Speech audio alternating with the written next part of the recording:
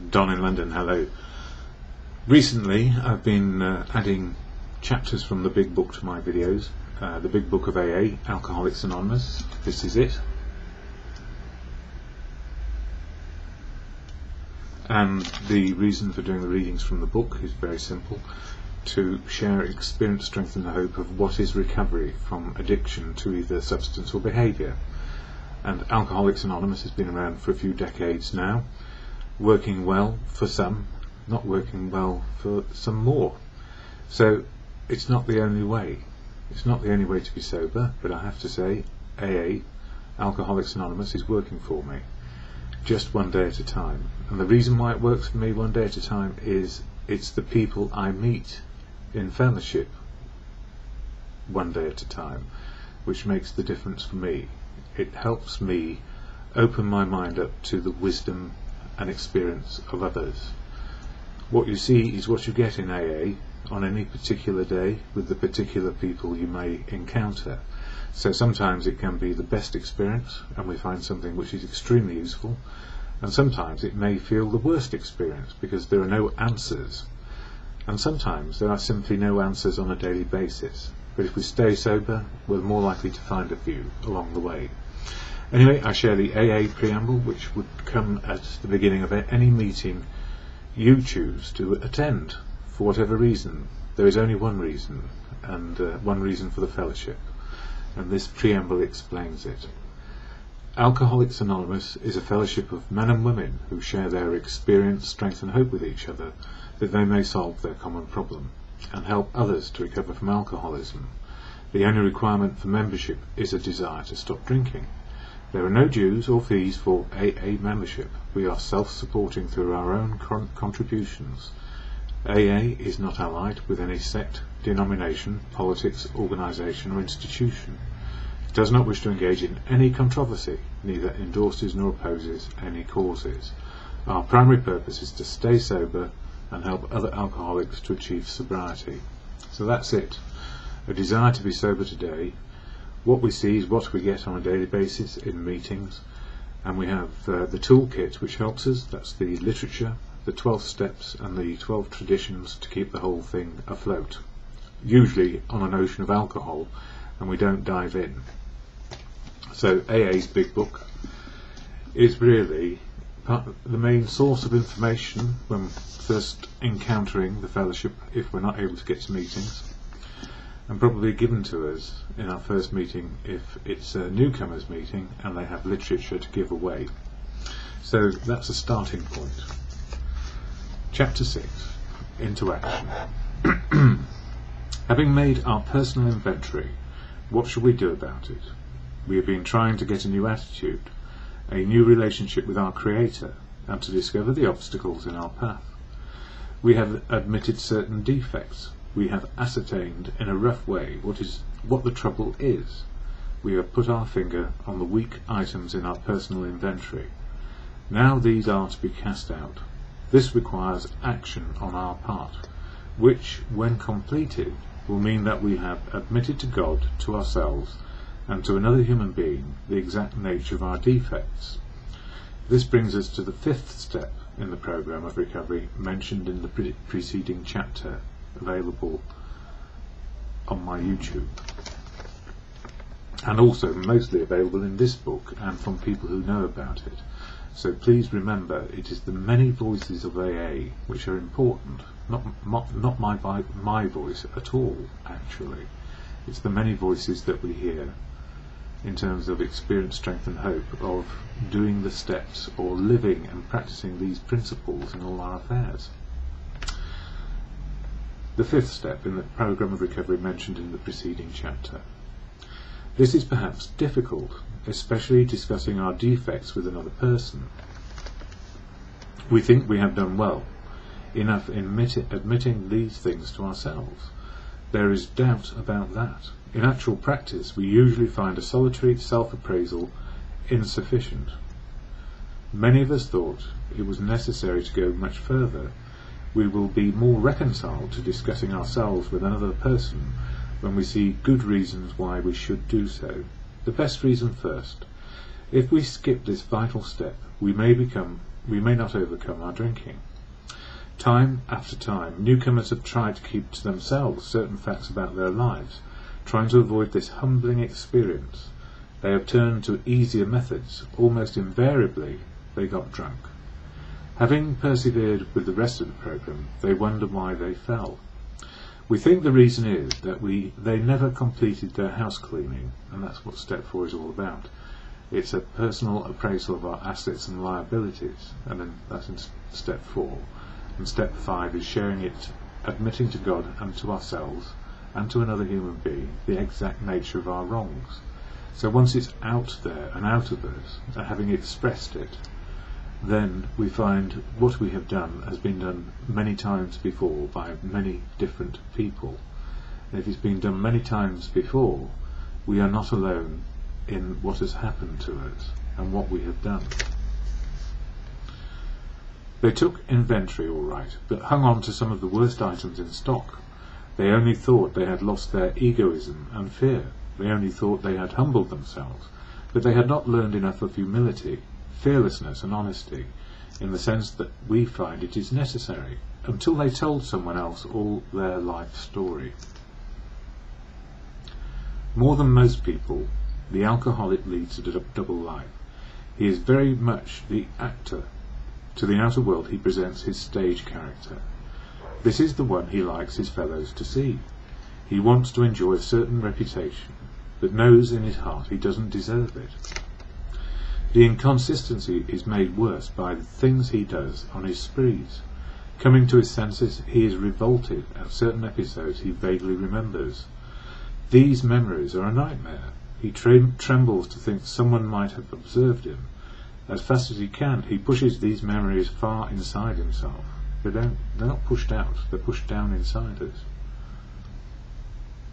He hopes they will never see the light of day. He is under constant fear of and tension that makes for more drinking. Psychologists are inclined to agree with us. We have spent thousands of dollars for examinations. We know but few instances where we have given these doctors a fair break. In other words, we don't even tell our doctors the absolute truth. Just in case, of course. We have seldom told them the whole truth, nor have we followed their advice. Unwilling to be honest with these sympathetic men and women, we were honest with no one else. Small wonder many in the medical profession have a low opinion of alcoholics and their chance of recovery. Yes, and many in the medical professions are alcoholics too, so it's a codependent thing, in a way. If I don't tell you my secrets, you don't have to tell me your secrets. We must be entirely honest with somebody if we expect to live long or happily in this world. Rightly and naturally, we think well before we choose the person or persons with whom to take this intimate and confidential step. Those of us belonging to a religious denomination which requires confession must, and of course, will want to go to the properly appointed authority whose duty it is to receive it. Though we have no religious connection, we may still do well to talk with someone ordained by an established religion. We often find such a person quick to see and understand our problem. Of course, we sometimes encounter people who do not understand alcoholics. And on a personal note, it was an alcohol treatment counsellor who heard my step 5 initially, the first chance to try and be honest with all that had happened to me, and then it took a few more goes to actually dig down deep into what really troubled me. And boy did I give myself a hard time for being a human being. If we cannot or would rather not do this, we search for our acquaintance, for a close-mouthed, understanding friend. Perhaps our doctor or a psychologist will be the person. It may be one of our own family, but we cannot disclose anything to our wives or our parents which will hurt them and make them unhappy. We have no right to save our own skin at another person's expense. Such parts of our story we tell to someone who will understand, yet be unaffected. The rule is we must be hard on ourselves, but always considerate of others. Notwithstanding the great necessity for discussing ourselves with someone, it may be one is so situated that there is no suitable person available. If that is so, this step may be postponed, only, however, if we hold ourselves in complete readiness to go through with it at the first opportunity. We say this because we are very anxious that we talk to the right person. It is important that he be able to keep a confidence, and that he fully understand and approve what we are driving at. He will not try to change our plan, but we must not use this as a mere excuse to postpone. When we decide who is to hear our story, we waste no time. We have a written inventory in step 4, and we are prepared for a long talk. We explain to our partner what we are about to do and why we have to do it. He should realize that we are engaged upon a life and death errand. Most people approached in this way will be glad to help. They will be honoured by our confidence. We pocket our pride and go to it, illuminating every twist of character, every dark cranny of the past. Once we have taken this step, withholding nothing, we are delighted. We can look the world in the eye. We can be alone at perfect peace and ease. Our fears fall from us. We begin to feel the nearness of our Creator, or a power greater than us. We may have had certain spiritual beliefs, but now we begin to have a spiritual experience, which is living an open, honest and willing life. The feeling that the drink problem has disappeared will often come strongly. We feel we are on the broad highway, walking hand in hand with the spirit of the universe, and that spirit of the universe comes through the wisdom of others and being with others, no bigger, no smaller, in my own opinion. Continuing, returning home, we found a place where we can be quiet for an hour, carefully reviewing what we have done. We thank God from the bottom of our heart that we know Him better. Taking this book down from our shelf, we turn to the page which contains the 12 steps. Carefully reading the first 5 proposals, we ask if we have omitted anything, for we are building an arch through which we shall walk, a free man at last. Is our work solid so far? Are the stones properly in place? Have we skimped on the cement that put into the foundation? Have we tried to make mortar without sand?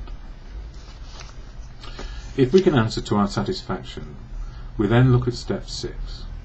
We have emphasized willingness as being indispensable. Are we now ready to let God remove from us all the things which we have admitted are objectionable? Can He now take them all, every one? If we still cling to something we will not let go, we ask God to help us to be willing. When ready, we say something like this: My Creator, I am now willing that you should have all of me, good and bad. I pray that you now remove from me every single defect of character which stands in the way of my usefulness to you and my fellows. Grant me strength as I go out from here to do your bidding. Amen. We have then completed step 7. So, step 6 is knowing our defects of character, and my 3 primary ones are fear, putting on a brave face, and hiding behind a very brittle ego, with all the other defects manifest below it. So if I can be less fearful, have no need of a brave face by being open, honest and willing, then ego is unnecessary, and I can build confidence on a daily basis. And when it says, when ready, we say something like this: My Creator, I am now willing that you should have all of me, good and bad. I pray that you now remove from me every single defect of character which stands in the way of my usefulness to you and my fellows. Grant me strength as I go out from here to do your bidding. Amen. And in step 7, where it talks about shortcomings, I need to improve always on my courage, faith and confidence. So if on a daily basis my shortcomings are not enough courage, faith and confidence, then I try to develop my courage, faith and confidence to meet what I may encounter on this one day. Now we need more action, without which we find that faith without works is dead. Let's look at the steps 8 and 9. We have a list of all persons we have harmed, and to whom we are willing to make amends. We have made it when we took inventory. We subjected ourselves to a drastic self-appraisal. Now we go out to our fellows and repair the damage done in the past. We attempt to sweep away the debris which has accumulated out of our effort to live on self-will and run the show ourselves. If we haven't the will to do this, we ask until it comes. Remember, it was agreed at the beginning we should go to any lengths for victory over alcohol. Probably there are still some misgivings. As we look over the list of business acquaintances and friends we have hurt, we may feel diffident about going to some of them on a spiritual basis. Let us be reassured. To some people we not, and probably should not, emphasize the spiritual nature on our first approach. We might prejudice them. At the moment we are trying to put ourselves in order, but this is not an end in itself. Our real purpose is to fit ourselves to be of maximum service to God, or live in good conscience, and the people about us. It is seldom wise to approach as an individual who still smarts from our injustice to him and announce that we have gone religious. In the prize ring this would be called leading with the chin. Why lay ourselves open to being branded fanatics or religious bores? We may kill a future opportunity to carry a beneficial message, but our man is sure to be impressed with a sincere desire to set right the wrong. He is going to be more interested in a demonstration of goodwill than in our talk of spiritual discoveries. And when I look at this, I'm still learning what is spiritual, what is reality today. And no matter what my beliefs are, it's about what restitution and intention around restitution I make possible by sharing what I'm trying to do with those I have harmed in some way and want to make amends. We don't use this as an excuse for shying away from the subject of God, because everybody comes to their own conclusion about their faith, their God, and their understanding of how God works in their lives. And for me it's truth, love and wisdom, which I often get from other people. When it will serve any good purpose, we are willing to announce our convictions with tact and common sense, because we're not trying to make them believe as we believe. That would be called proselytizing. The question of how to approach the man we hated will arise. It may be he has done us more harm than we have done him, and though we may have acquired a better attitude toward him, we are still not too keen about admitting our faults. Nevertheless, with a person we dislike, we take the bit between our teeth. It is harder to go to an enemy than to a friend, but we find it much more beneficial to us. We go to him in a helpful and forgiving spirit, confessing our former ill feeling and expressing our regret. Under no condition do we criticize such a person or argue. Simply we tell him that we will never get over drinking until we have done our utmost to straighten out the past. We are there to sweep off our side of the street, realizing that nothing worthwhile can be accomplished until we do so, never trying to tell him what he should do. His faults are not discussed, we stick to our own. If our manner is calm, frank and open, we will be gratified with the result. In 9 cases out of 10, the unexpected happens. Sometimes the man we are calling upon admits his own fault, so feuds of years standing melt away in an hour. Rarely do we fail to make satisfactory progress. Our former enemies sometimes praise what we are doing and wish us well. Occasionally they will offer assistance. It should not matter, however, if someone does throw us out of his office. We have made our demonstration, done our part. It's water over the dam. Most alcoholics owe money. We do not dodge our creditors, telling them what we are trying to do. We make no bones about our drinking. They usually know it anyway, whether we think it or not. Nor are we afraid of disclosing our alcoholism on the theory it may cause financial harm. Approached in this way, the most ruthless creditor will sometimes surprise us. Arranging the best deal, we can let these people know we are sorry. Our drinking has made us slow to pay. We must lose our fear of creditors, no matter how far we have to go, for we are liable to drink if we are afraid to face them. And in this modern world, most of our debtors we can get help with via various services which are open and free and charitable. It doesn't mean they're going to give us money to pay. It shows us the way to redeem ourselves and be willing to make restitution as we can and as we are allowed under the law of the land. Perhaps we have committed a criminal offence which might land us in jail if it were known to the authorities. We may be short in our accounts and unable to make good. We have already admitted this in confidence to another person, but we are sure we would be imprisoned or lose our job if it were known. Maybe it's only a petty offence, such as padding the expense account. Most of us have done that sort of thing. Maybe we are divorced and have remarried, but haven't kept up the alimony to number one. She is indignant about it and has a warrant out for our arrest. That's a common form of trouble too. Although these reparations take innumerable forms, there are some general principles which we find guiding. Reminding ourselves that we have decided to go to any lengths to find our spiritual experience, we ask that we be given strength and direction to do the right thing, no matter what the personal consequences may be. We may lose our position or reputation or face jail, but we are willing. We have to be. We must not shrink at anything. Usually, however, other people are involved.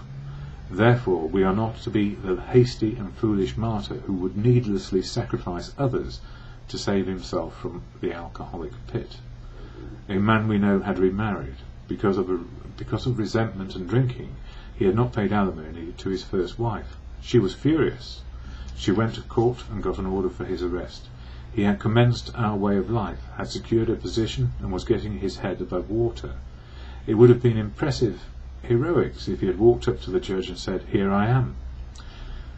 We thought he ought to be willing to do that if necessary, but if he were in jail he could provide nothing for either family.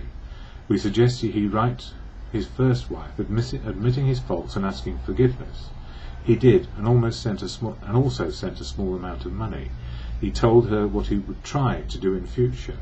He said he was perfectly willing to go to jail if she insisted. Of course she did not, and the whole situation has long since been adjusted. Before taking drastic action which might implicate other people, we secure their consent. If we have obtained permission, have consulted with others, asked God for help, and the drastic step is indicated, we must not shrink. This brings to mind a story about one of his friends. While drinking, he accepted a sum of money from a bitterly hated business rival, giving him no receipt for it. He subsequently denied having received the money and used the incident as a basis for discrediting the man. He thus used his own wrongdoing as a means of destroying the reputation of another. In fact, his rival was ruined. He felt that he had done wrong. He could not possibly make right. If he opened that old affair, he was afraid it would destroy the reputation of his partner, disgrace his family, and take away his means of livelihood.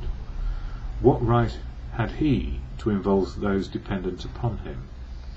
How could he possibly make a public statement exonerating his rival?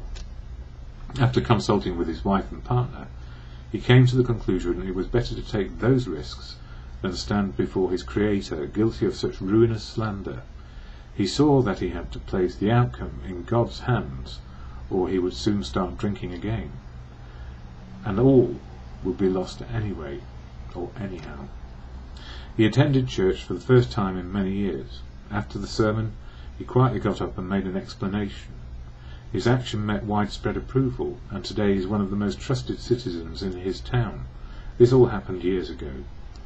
The chances are that we have domestic troubles.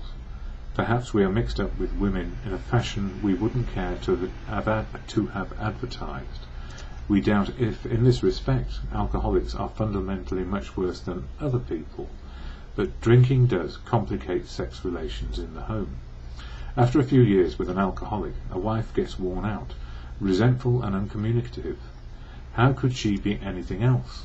The husband begins to feel lonely, sorry for himself. He commences to look around in the nightclubs or their equivalent for something besides liquor. Perhaps he is having a secret and exciting affair with the girl who understands. In fairness, we must say that she may understand, but what are we going to do about a thing like that? A man so involved that often feels very remorseful at times, especially if he is married to a loyal and courageous girl who has literally gone through hell for him. Whatever the situation, we usually have to do something about it. If we are sure our wife does not know, should we tell her? Not always, we think. If she knows in a general way that we have been wild, should we tell her in detail? Undoubtedly, we should admit our fault. She may insist on knowing all the particulars. She will want to know who the woman is and where she is. We feel we ought to say to her that we have no right to involve another person. We are sorry for what we have done, and, God willing, it shall not be repeated. More than that we cannot do. We have no right to go further. Though there may be justifiable exceptions, and though we wish to lay down no rule of any sort, we have often found this the best course of action. So, in other words, we admit what we are at fault for, and we do our utmost to do what we can and share as we feel is right, so that other people around us can make a decision to be with us or not. So if it involves infidelity, we do face consequences. Our design for living is not a one-way street. It is as good for the wife as for the husband. If we can forget, so can she. It is better, however, that one does not needlessly name a person upon whom she can vent jealousy. And this always gives me trouble, but the most important thing is to admit the fault and also accept the consequences. But we don't need to drag the whole of the world in as well. Perhaps there are some cases where the utmost frankness is needed. No outsider can appraise such an intimate situation. That's it. No outsider can appraise such an intimate situation. It may be that both will decide that the way of good sense and loving kindness is to let bygones be bygones. Each might pray about it, having the other one's happiness uppermost in mind. Keep it always in sight that we are dealing with that most terrible human emotion, jealousy. Good generalship may decide that the problem be attacked on the flank rather than risk a face-to-face combat. If we have no such complication, there is plenty we should do at home. Sometimes we hear an alcoholic say that the only thing he needs to do is to keep sober. Certainly most of us keep sober, for there will be no home if he doesn't. But he is yet a long way from making good to the wife or parents whom for years he has so shockingly treated. Passing all understanding is the patience mothers and wives have had with alcoholics. Had this not been so, many of us would have no homes today, would perhaps be dead. The alcoholic is like a tornado roaring his way through the lives of others. Hearts are broken, sweet relationships are dead. Affections have been uprooted, selfish and inconsiderate habits have kept the home in turmoil. We feel a man is unthinking when he says that sobriety is enough. He is like the farmer who came up out of his cyclone cellar to find his home ruined. To his wife he remarked, "Don't see anything the matter here, Ma. Ain't it grand the wind stopped blowing?" So, in other words, there's much to do. And that is something which comes from how we cherish people and stop being superficial and indifferent, and to say one is sober is far from enough when it comes to matters of the heart. Yes, there is a long period of reconstruction ahead. We must take the lead. A remorseful mumbling that we are sorry won't fill the bill at all. We ought to sit down with the family and frankly analyse the past as we now see it, being very careful not to criticise them. After all, this is a malady of the person, and it's not it cannot be blamed on anything around us once we know where we are. Their defects may be glaring, but the chances are that our own actions are partly responsible, or at least not partly responsible, but wholly responsible. So we clean house with the family, asking each morning in meditation that our Creator show us the way of patience, tolerance, kindness and kindliness and love. The spiritual life is not a theory. We have to live it. Unless one's family expresses a desire to live upon spiritual principles, we think we ought not to urge them. We should not talk incessantly to them about our spiritual matters. They will change in time as they will. Our behaviour may convince, I'm putting may convince rather than will convince, them more than our words. Yes, it's what we do, it's our actions which will convince them as to who and what we are becoming. We must remember that 10 or 20 years of drunkenness would make a sceptic out of anyone, including ourselves. So our path is one day at a time. There may be some wrongs we can never fully right. We don't worry about them if we can honestly say to ourselves that we would right them if we could. Some people cannot be seen. We send them an honest letter, and there may be a valid reason for postponement in some cases, but we don't delay if it can be avoided. And this is all about being open, honest and willing to keep on changing our attitude and our behaviour, and to keep our side of the street clean. How people respond, whatever their part may have been in it, is not for us to judge. Those are my words, they're not in the book. But we won't delay if it can be avoided. We should be sensible, tactful, considerate and humble without being servile or scraping. As God's people, we stand on our feet, we don't crawl before anyone, and certainly we don't need or want anybody to crawl before us. And that means our fellows and everybody we encounter. We are just right-sizing ourselves on a daily basis. And these are the promises that are often talked about. If we are painstaking about this phase of our development, we will be amazed before we are halfway through. We are going to know a new freedom and a new happiness. We will not regret the past nor wish to shut the door on it. We will comprehend the word serenity, and we will know peace. No matter how far down the scale we have gone, we will see how our experience can benefit others. That feeling of uselessness and self-pity will disappear. We will lose interest in selfish things and gain interest in our fellows. Self-seeking will slip away.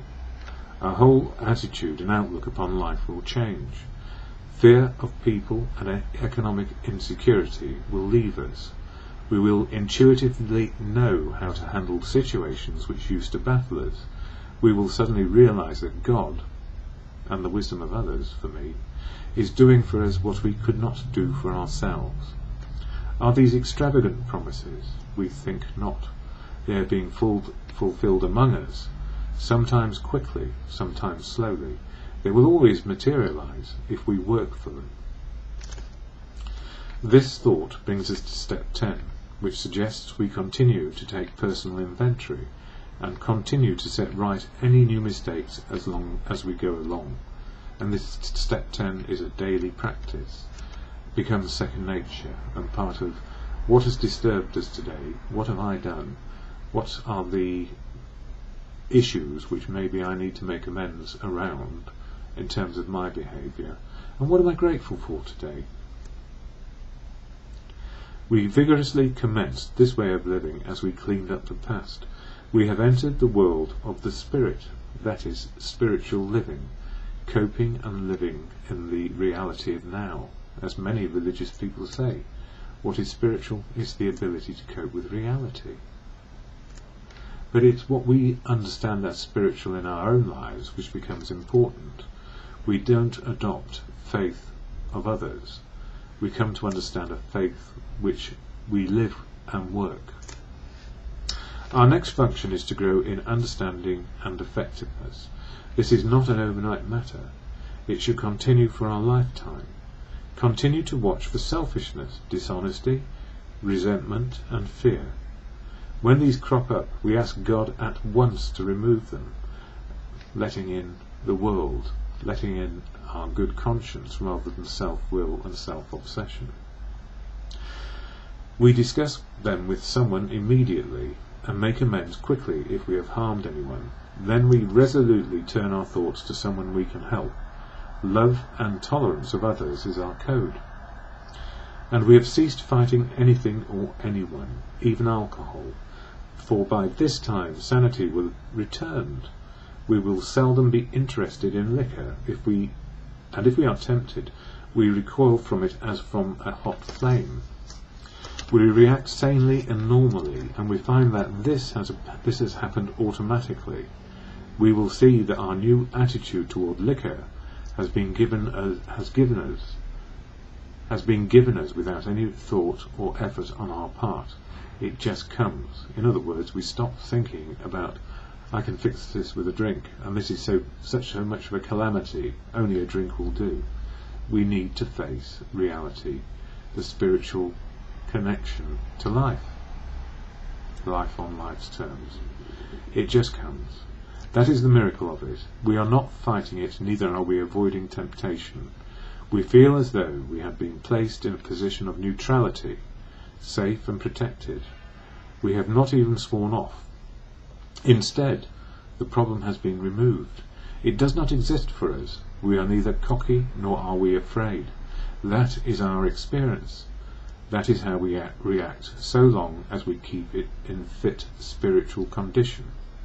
And fit spiritual condition is sober today, looking at life on life's terms. It is easy to let up on the spiritual program of action and rest on our laurels. We are headed for trouble if we do, for alcohol is a subtle foe. We are not cured of alcoholism. What we really have is a daily reprieve contingent on the maintenance of our spiritual condition, which is what the steps do. Every day is a day when we must carry the vision of God's will into all our activities.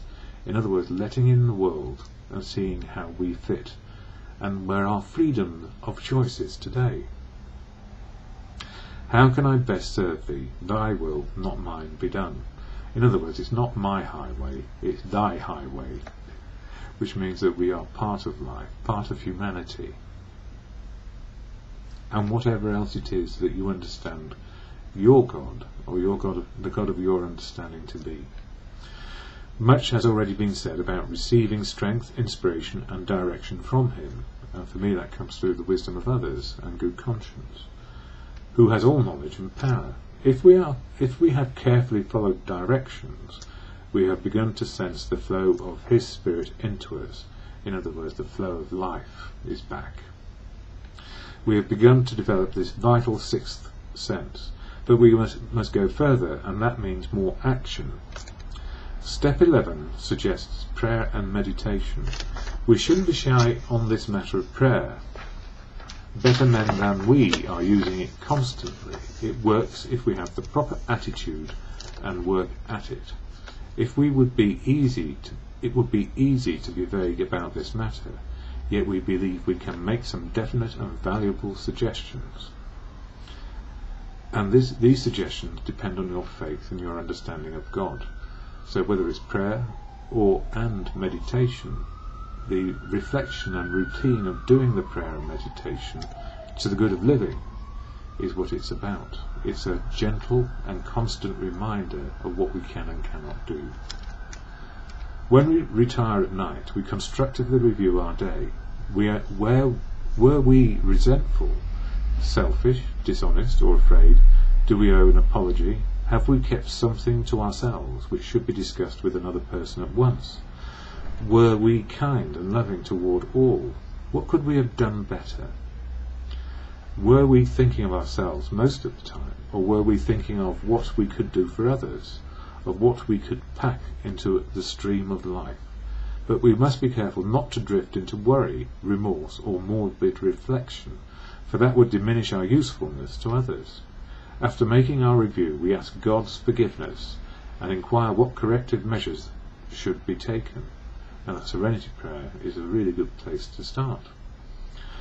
On awakening, let us think about the 24 hours ahead. We consider our plans for the day. Before we begin, we ask God to direct our thinking, especially asking that it be divorced from self-pity, dishonest or self-seeking motives. In other words, it's not about us. So prayer and meditation, in a world as it stands today, prayer and meditation would involve step 1 and step 2 and step 3 in mind for me.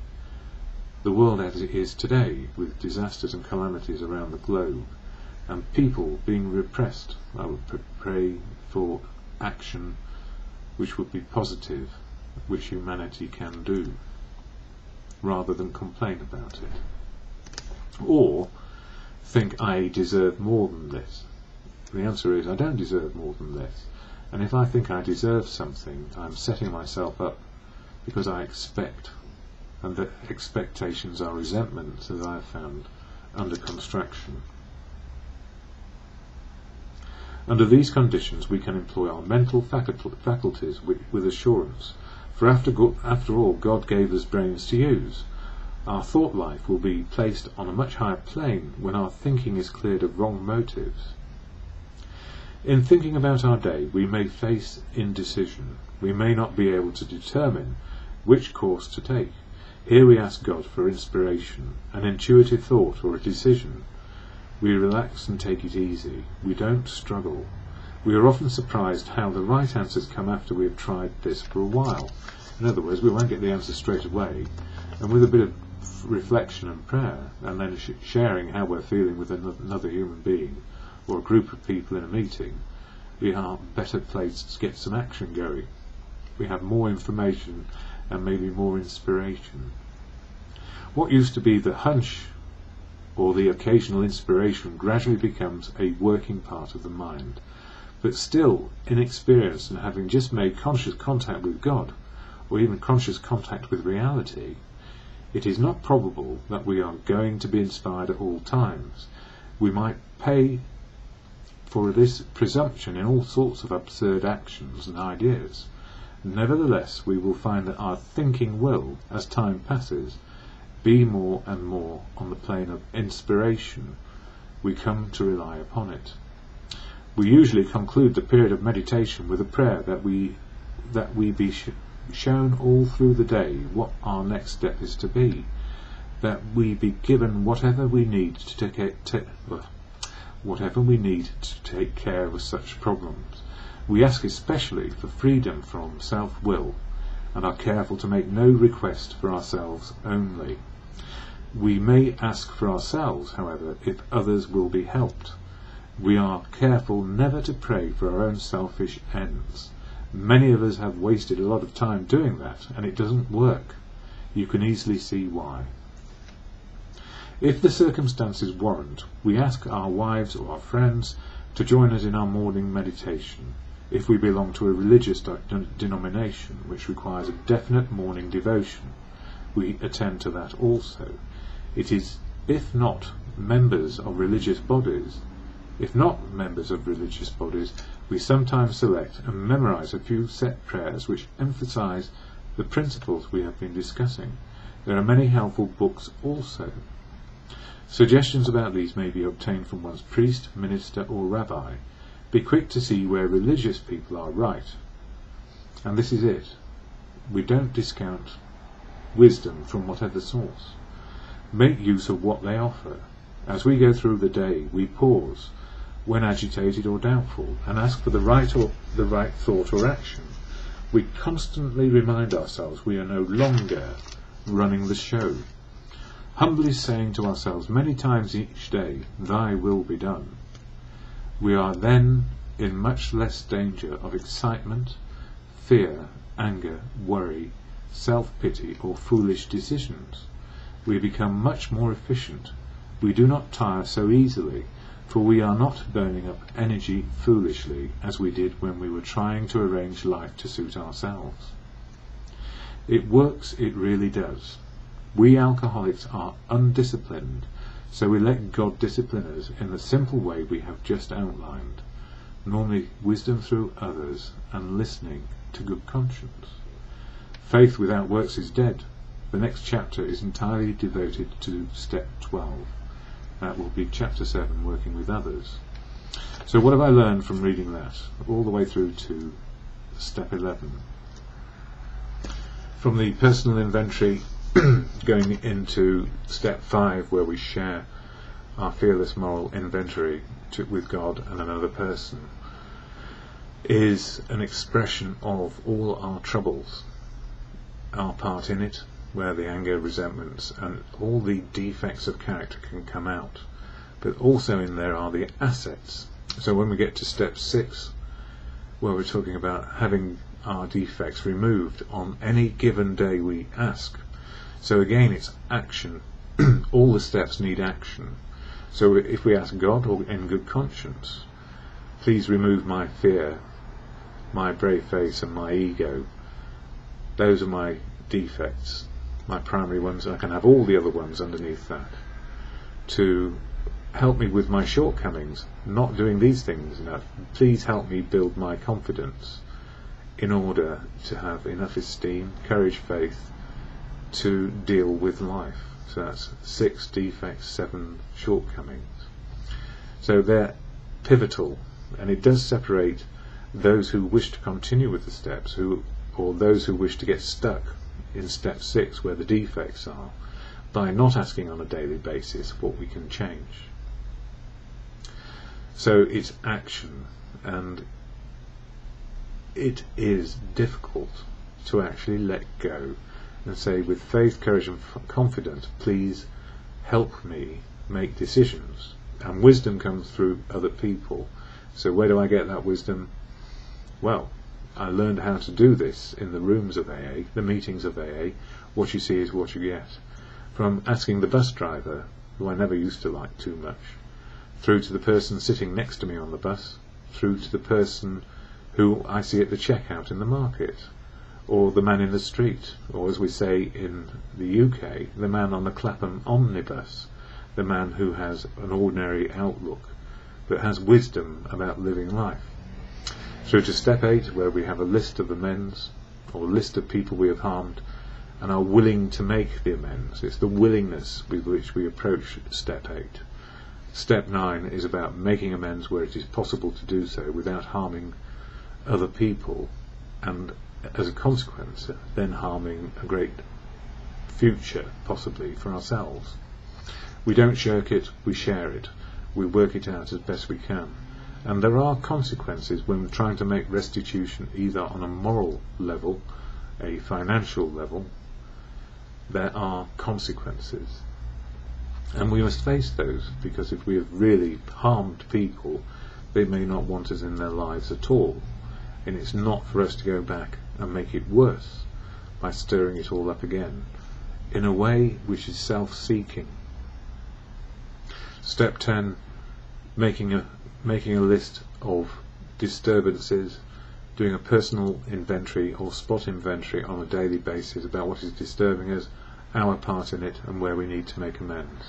And step 10 really needs to have the balance in there. What are we grateful for today? That we've seen our errors in our judgment, and maybe not listened to the wisdom of other people, or shared about it to try and get some perspective. And then step 11, prayer and meditation, as you understand it with your faith. Your faith is your faith, be it a God of many people's understanding within a religious background, or just God as you understand it, or simply good conscience and the wisdom we get from other people. Prayer and meditation is about understanding how we fit and can be in society, what we give rather than what we take. So important into action. Anyway, at the end of these videos I share the serenity prayer to God of good conscience, as you choose to believe, and it's your belief always emphatically which is important, a higher power for you, be it the wisdom of others or nature, providence, the universe, our connection to now, living in the moment of now.